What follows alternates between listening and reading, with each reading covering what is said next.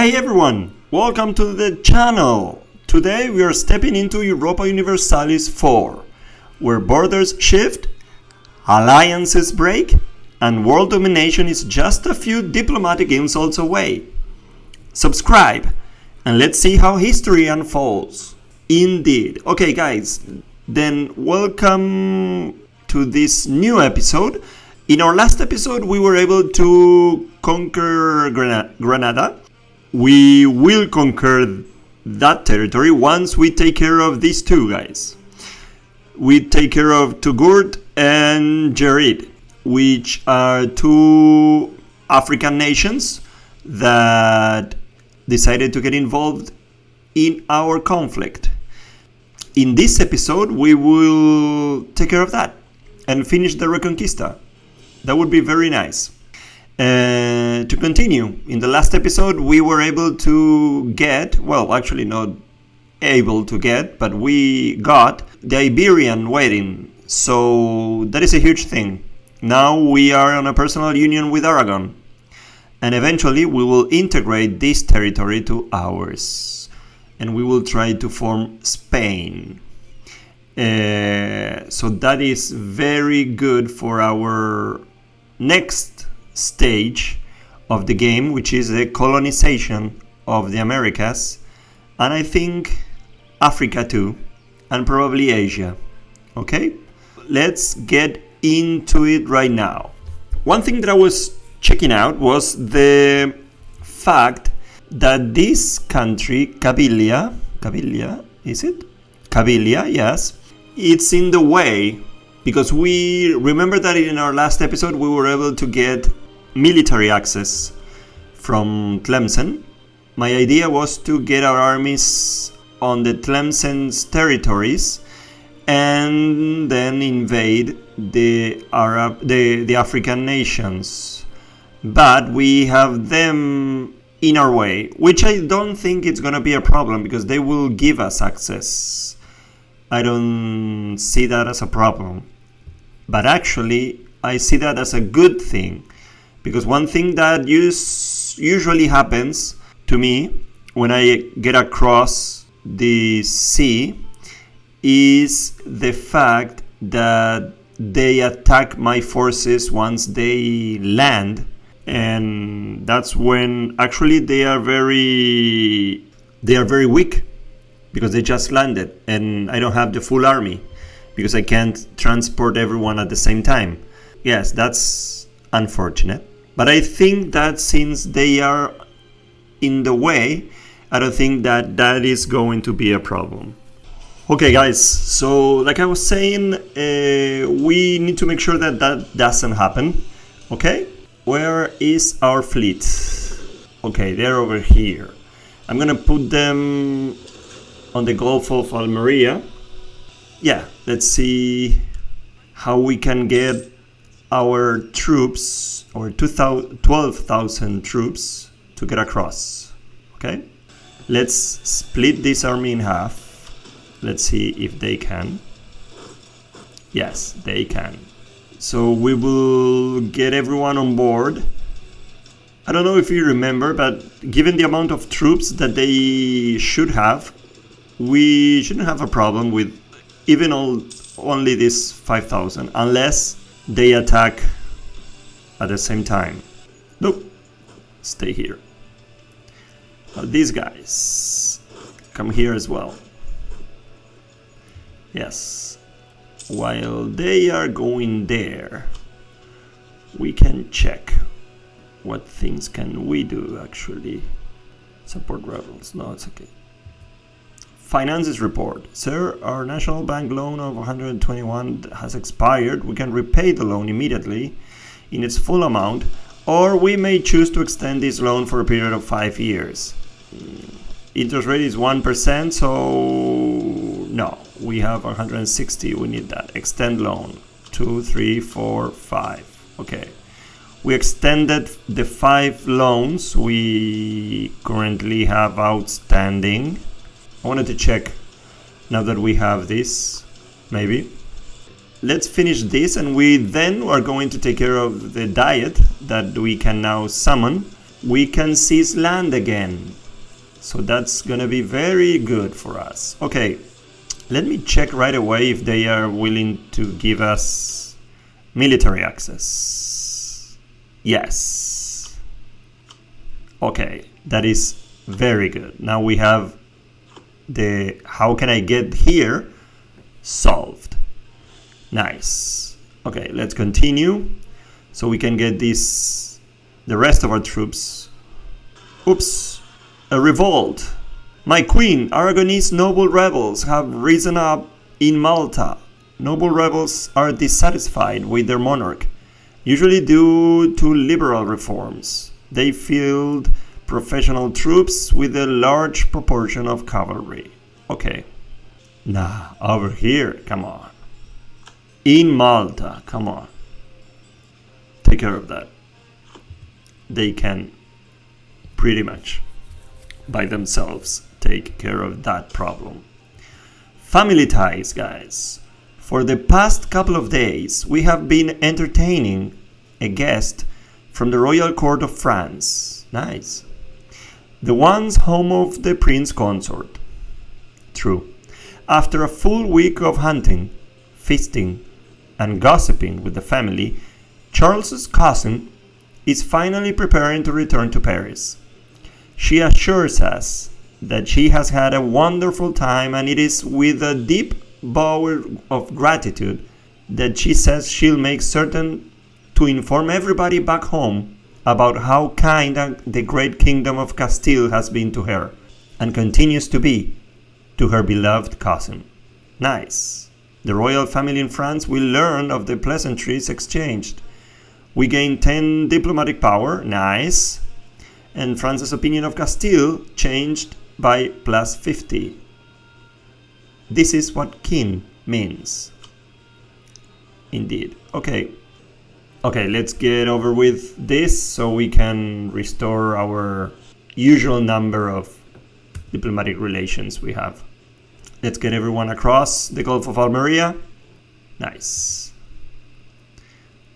Everyone assemble Avengers, and then I can give the consort. Yes. No. Let's wait. Okay, let's get here, guys. Which one has a fort for level 1? No forts for level 1. Let's get right into the Togurt's forts. So we are going to finish this war, guys. We already have 68%. Let me check if they are willing to end this war before actually having to fight them. This is the conquest of Granada. Okay. Maybe we can offer a peace deal where we get this, we get this, we get this, and we get this. No, they don't accept me taking everything. So yeah, it is what it is, guys. We tried to avoid them unnecessary losses, but we couldn't. The Renaissance. Since the 14th century, the wealthy and powerful in the Italian city-states have been patronizing artists and scholars willing to explore the old Roman and Greek societies of their forefathers. As a cultural movement, the Renaissance already encompasses most of the region and has had a profound impact on literature, art, philosophy, and music. Humanist scholars are also analyzing the society in which they live, comparing it to the ideals of the classical philosophers. At the turn of 1450, Renaissance humanism has grown into a more mature movement, ready to permeate all aspects of society. A new ideal for rulers, as well as those who are ruled, is spreading as quickly as the early printers can distribute copies of these new ideas. A true Renaissance humanist is an expert on everything from politics and philosophy to art, textual analysis, music, and architecture. The Renaissance is now ready to reshape the world to better fit its classical ideals. This changes everything. So we have a new cardinal in Flanders, from Flanders. And they tell us about the event of War of the Roses, where among the possible options they went with support the House of York. They will lose 2 stability. Oh, they are not having a good time, right? Yeah. It is what it is. Let me check how the estates are doing in terms of... Okay, this is nice. This is not nice. And this is not nice either. But it's growing towards the equilibrium. Disorder in Galicia. The Great Irmandino Revolt has now begun in Galicia. Considering that some parts of the nobility seem to support us, perhaps we can aid them and in their struggle and claim Galicia for ourselves. This is very interesting. Galicia subject-oriented mission tree. We can help complete it and benefit ourselves as well as our subject. The mission tree can be viewed through the mission GUL. Okay, we will take care of their troubles in due time. They tell us of the Galician Civil War. With the lesser nobility and the peasantry now armed and ready, they have launched a full-scale rebellion against us. They plan to storm Comuna and break free from the Castilian crown. The Great Irmandino Revolt has now begun. 6 peasant regiments rise up in revolt in Coruña. Sorry, I said Comuna. It's Coruña. The Galician Civil War has started. Both Castile and Portugal will be able to assist us. Whoever contributes the most to the Civil War will gain. The new diplomatic action are in the influence tab. If we want to break free, we need to do our mission without support. So let's get here and actually, yeah, let's help them, guys. We have our Ejército de Asturias over here, so let's go there and help them fight this rebellion. Can I get across Tunis? Even if it seems like I can. Interesting. Nice. We have military access from Tunis, so now we can go. Yes. Oh, they are waiting for us. We need to win this. We need to win this. I think we will. We did win this. Yes. Great triumph for the Castilian army on the Battle of Briska. Okay, they lost almost 4,000 men. We lost a little bit more than 2,000. So I think it was a good result. And also we won. This is very good, guys. We won the Battle of Coruña. So we helped to fight the rebellion. It is very good, and I am very proud of my army, of the Ejército of Asturias. Aragon was going to help, I think. They were on their way. Wait, now we have a decision. Educate heir. Okay, let's educate our heir. Administrative, what should I do? Yes, let's go. Military education, yes. Let Enrique pick. Yeah. Nice. We are educating our heir, guys, on the military unconditional surrender. The following enemies are put down their weapons. Enrique, it's making progress. Nice. Good. One thing, it seems like Granada has surrendered unconditionally. This is very good, guys.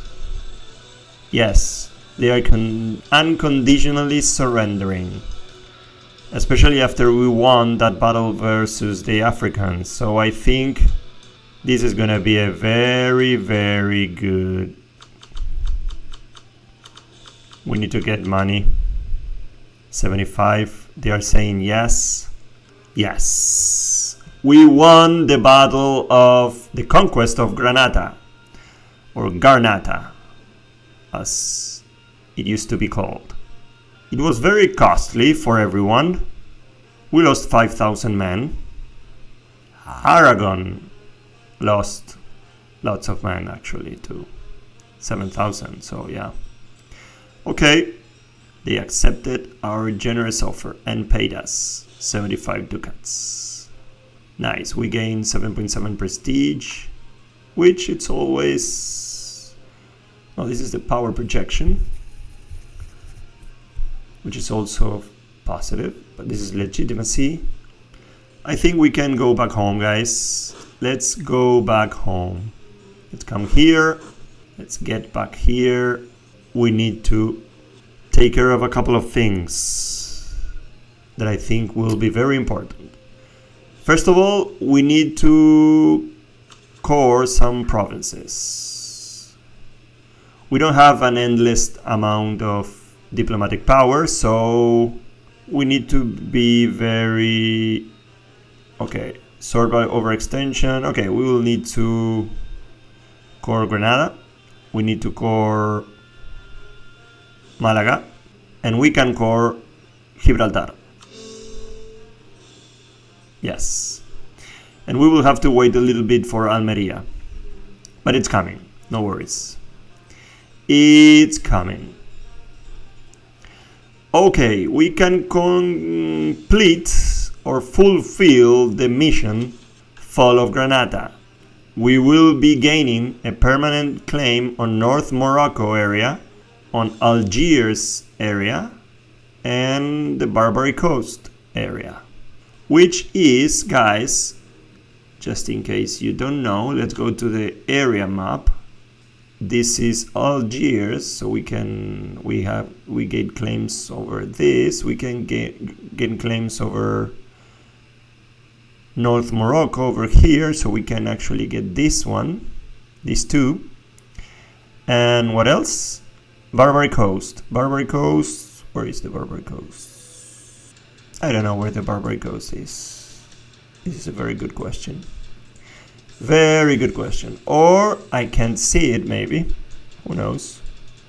Barbary Coast area. I don't know where that is. If you know where that is, please let me know in the comments. By the way, guys, if you're enjoying this content, this kind of content about grand strategy games, and more specifically about paradox games, please make sure to check the channel where we have series, ongoing series, with not only EU4, but also CK3, Crusader Kings 3, Imperator Rome, and Hearts of Iron 4.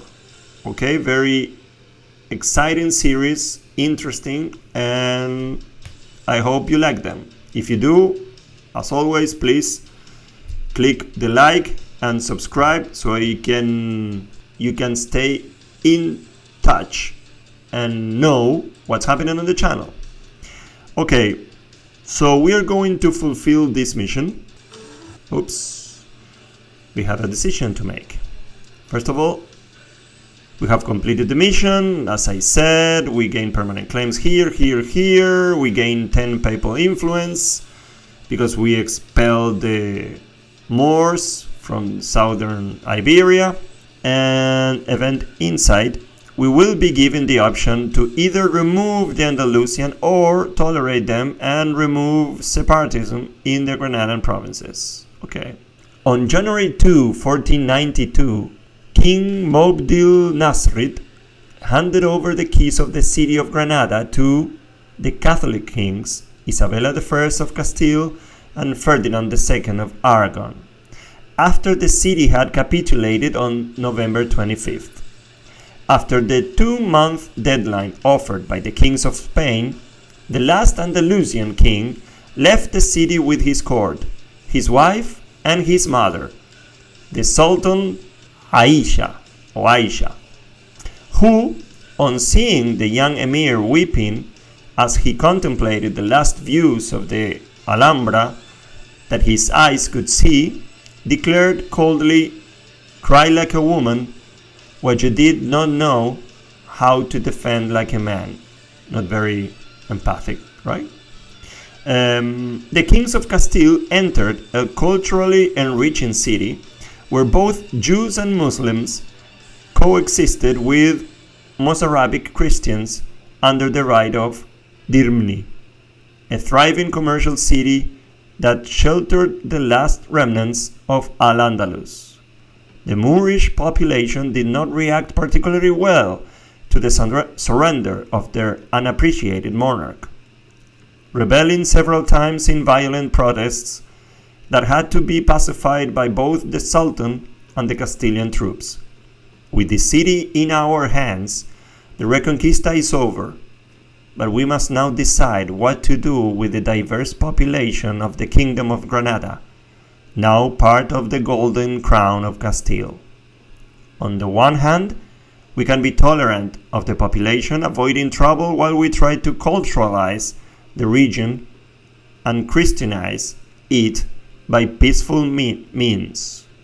Although other advisors suggest that an inquisitional religious policy will nip any hint of rebellion in the bud. No, we're losing course on all these provinces.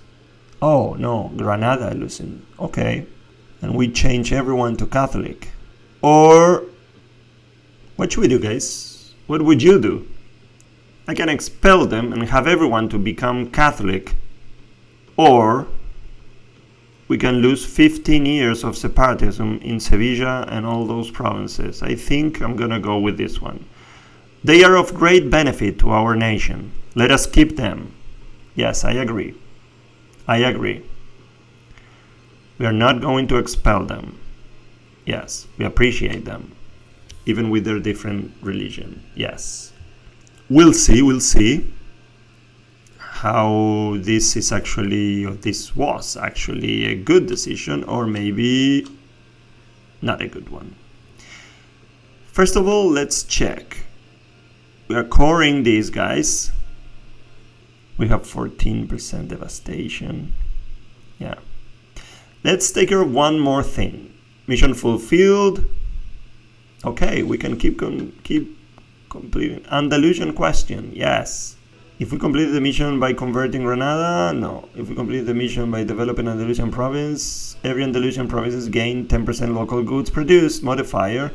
1 base production in Granada, 1 base manpower in Granada, and 1 base tax in Granada. With the Moors driven off Iberia, all that is left is to decide the fate of the people they left behind. The Andalusians may be a Muslim population, but their presence has led southern Iberia to prosper. Isabella will have to decide what to do with them. Either she allows them to live peacefully, or she converts them to Catholic. Nice. Granada is developing even more. Nice. We have another one. Which one? Where is it? Over here. Dominacion Iberica. Which all provinces in the Iberia region allied and owned by Castile. Okay. This will get us rise of Spain for 20 years, given the following effects. Improved relation, plus 10%, and monthly autonomy change, minus 0.05. We gain 50 government reform progress. If we have completed the mission with an Iberian ally, they will get plus 100 government reform progress. Dominacion Iberica. Nice. I think that's it. We can enact a government reform. Okay, this seems like we have a lot of interesting things to do, actually. Let's go and summon the Diet before ending this episode. We can summon the Diet, and they will gain 5 influence. Okay, I think we can do this. Let's check. The states of Castile have proposed agendas for the summoned Diet. Favoring one of the states here could have large benefits in the long term. The clergy urges us to build a magnificent house of worship in Cordoba so that their followers might have an adequate place to congregate in the province. The nobility wishes to improve our standing among nations by increasing the splendor of the Queen's court. The Burghers called for us to increase our commercial presence in the Sevilla net trade node, an action they claim would greatly increase the prosperity of the nation. Okay. What should we do? Córdoba has a church or a cathedral, or have prestige of at least 50, or 60% of more trade power. Strait of Gibraltar. Okay, what is our trade power right now? I think the easiest one would be to build a church, but I think I need the burghers more loyal than they are right now. Clergy is already 66. Yes, it's between the nobility and the burghers, guys, and I think we're gonna go with the burghers. Minus 20 loyalty. Yes, no one goes below 30, so I think seizing land it is. Nice. Now we own 34% of the land, of the crown land. Okay guys, so I think it's time to put a cut in here. On our next episode we will continue our journey. We're gonna handle what has been happening with Galicia. Oh, one thing, before we go, let's end this military access thing. Oh, we have no diplomats. Okay, we need them to come home. Let's bring them home. Okay, now both of them can cancel military access, confirm with them. Cancel military access, confirm. Yes. And I think those are the only, yes, now we have the right amount of diplomatic relations that we can have without penalties. So yes guys, like I was saying, this is a very good time to put a cut in here. We'll continue with our Iberian history and expansion. We accomplished the Reconquista, so that is a very important thing, and let's see how everything continues. So I hope to see you in the next one. That's it for today's EU4 session, guys. The map's changed? It has. The stakes are higher and there's plenty more conquest ahead. If you enjoyed the ride, drop a like and share your thoughts in the comments. More strategy coming soon. So don't forget to subscribe, guys. Thank you very much for watching. Bye bye.